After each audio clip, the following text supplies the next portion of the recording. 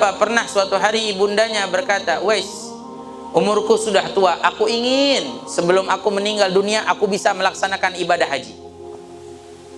Maka Uwais Al-Qarani mengatakan, "Insya Allah kita akan laksanakan." Apa yang dilakukan oleh Uwais Al-Qarani? Uwais Al-Qarani berpikir, bagaimana nih, uang tidak punya, bekal punya, buat beli unta pun susah, mahal.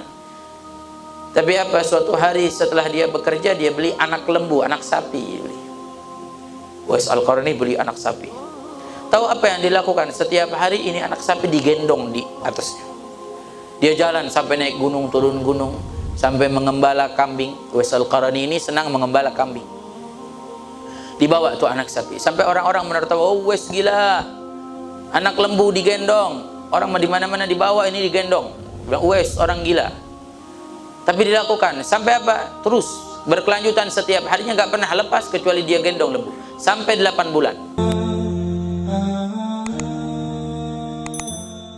Baik dengan kedua orang tua kita. Itu kewajiban. Ya, haknya ibu kita, haknya ayah kita dari kita anak. Maka harus kita jalani walaupun orang tua kita jauh dari Allah. Katakan orang tua kita tidak ibadah, katakan orang tua kita tidak sholat, katakan orang tua kita tidak puasa, Allah tidak akan tanyakan tentang hal itu padamu. Tapi Allah akan tanyakan pada kita, apa yang kau lakukan pada orang tuamu, apa baktimu pada orang tuamu. Haknya orang tua kita dari kita akan kita dipertanggungjawabkan oleh Allah Subhanahu wa ta'ala. Makanya lihat sosok para ulama, para salihin terdahulu, bagaimana baktinya dengan orang tua. Siapa? Uwais Al-Qarani. Pernah dengar Uwais Al-Qarani? Seorang tabi'in, orang yang hidup di zaman Rasulullah tapi tidak pernah berjumpa dengan Rasulullah. Dalam riwayat Nabi mengatakan, "Rajulun majhulun fil ard ma'rufun fis sama." Pemuda yang di bumi nggak ada yang kenal, tapi di langit kenal. Disebutnya penduduk langitnya Allah, tapi tinggalnya di bumi. Siapa namanya? Uwais Al-Qarani. Siapa yang tidak kenal? Uwais Al-Qarani seorang yang berbakti pada orang tuanya. Miskin, susah, nggak punya apapun. Uwais Al-Qarani adalah sosok seorang yang sangat berbakti pada orang tuanya, rajin ibadah, taat kepada Allah. Sampai apa? Pernah suatu hari ibundanya berkata, "Uwais, umurku sudah tua, aku ingin sebelum aku meninggal dunia aku bisa melaksanakan ibadah haji." Maka Uwais Al-Qarani mengatakan, "Insya Allah kita akan laksanakan."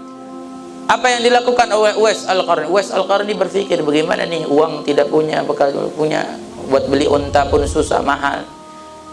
Tapi apa, suatu hari setelah dia bekerja, dia beli anak lembu, anak sapi. Uwais Al-Qarani beli anak sapi. Tahu apa yang dilakukan? Setiap hari ini anak sapi digendong di atasnya. Dia jalan sampai naik gunung, turun gunung, sampai mengembala kambing. Uwais Al-Qarani ini senang mengembala kambing.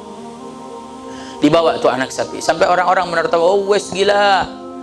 Anak lembu digendong. Orang di mana-mana dibawa, ini digendong." Bilang, "Uwais orang gila."